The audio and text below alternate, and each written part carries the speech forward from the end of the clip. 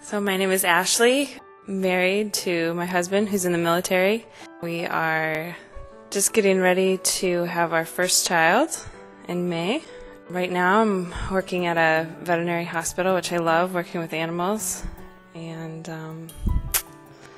that's me.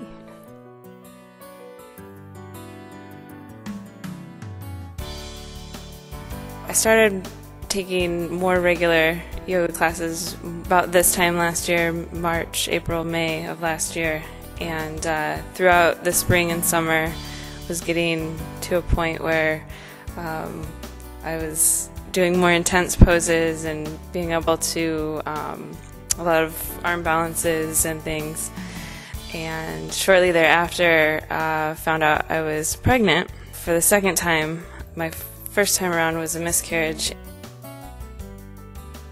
From the time that I found out I was pregnant to now, I had a little bit of a setback and had to take some time off. I only missed a class or two of the gentle yoga, but my strength and fitness class didn't get right back into right away, and kind of eased my way back into strength and fitness. Now, at 7.5 months, I can say that it's still helping. I feel like I'm still able to do it. It's definitely getting harder, but I can't picture not having that. I think it's really helped keep me flexible, keep me just grounded in general.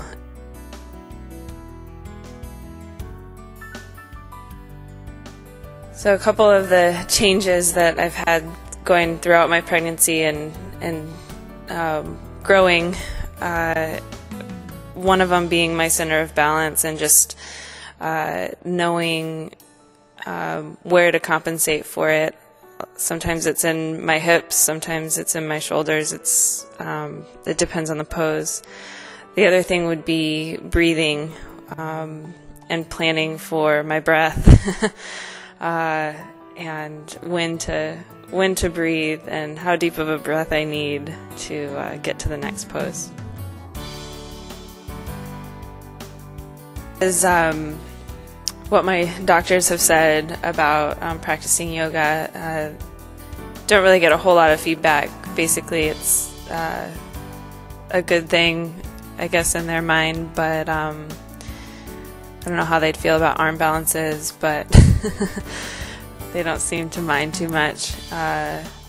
Really, though, I feel like yoga has helped in the sense that I haven't experienced a lot of the negative pregnancy symptoms. I haven't had back pain. I haven't just some of the other. I feel like it helps with fatigue. You get really tired, but to come and just have a relaxing practice, I think, is really energizing, even when you are feeling really, really exhausted, just physically and mentally. So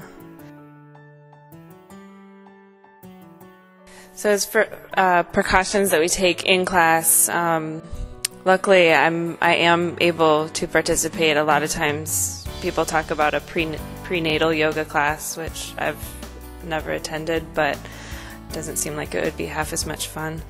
But the precautions that we do take, especially since I've started showing and I have to be conscious of my body and protecting my belly and that sort of thing. So I stay off of my belly, but I'm able to still modify the poses where I'm still participating, but just maybe not completely in the sense that the rest of the class is. Other than that, I feel like, I know where I need to stop myself if I don't feel right or if I'm not feeling well, and just be conscious of that. Alright, so I'm due May 8th with a baby girl. Her name will be Eliza Jane, and I plan on staying home from work, at least initially, and then possibly going back here and there, but plan on mostly being a stay-at-home mom. I'm 8.5 months pregnant now, continue to do my 3 weekly classes, and so far so good. I'm really happy to be able to continue yoga. I've felt good so far, and so I feel like I should continue as long as I feel good. And there are some days when maybe I don't feel so good, and I don't necessarily feel like going and doing anything, but I know that coming to class is going to make me feel better, and it always does. Coming to practice and just relaxing and stretching, it's always for the better, so far at least.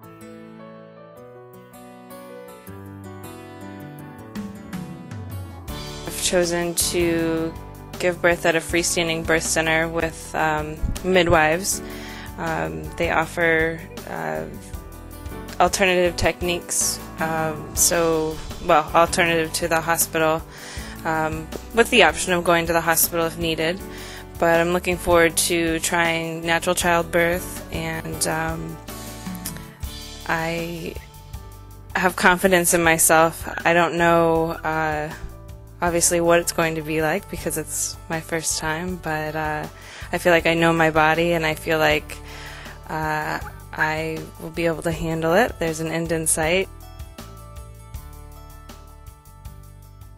Thursday was one of the more intense yoga classes that I had been doing. It was always difficult, and I guess it got harder as my belly got bigger. The hardest part was probably finding space for my belly in the different poses.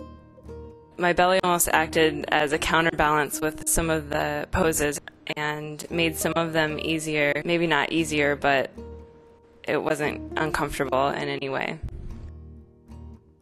One of the mindsets that I had pretty much throughout the pregnancy was, I'm not sick, I'm pregnant. I still felt good. I felt fine. I actually felt better when I was practicing yoga. Was feeling great, so I thought I should continue.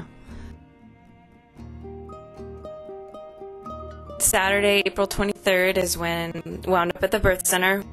The delivery was very fast. The midwife and the nurse both were amazed at how fast Eliza came and how calm and content she was when she was born. I'm definitely convinced that yoga had a lot to do with my healthy pregnancy and the ease, if you could call it that, of my quick and natural birth. I'm happy that I was able to practice the entire pregnancy. I felt like I can't imagine not doing it. I took 6 weeks off of yoga before I came back to class, just to make sure my body had enough time to heal and that sort of thing. Getting my balance back is definitely the hardest part. So getting back into that balance is the hardest part for me, but it's coming along slowly but surely. Namaskar. In surmounting life's challenges, we grow. We learn more about ourselves and what we can really do. That is why the yogis say obstacles are a helping force.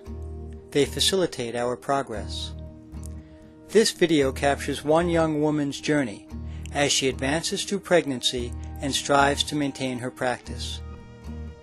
I personally saw Ashley struggle, adapt, and persevere in this pursuit. This project is but a microcosm of what we all encounter in life, challenges, and our inherent ability to overcome them. Our hope is that this short piece serves as inspiration to anyone, anywhere, immersed in a challenging transition. May we all strive for and ultimately achieve the same success as Ashley. Om Shanti. Om Shanti. Om Shanti.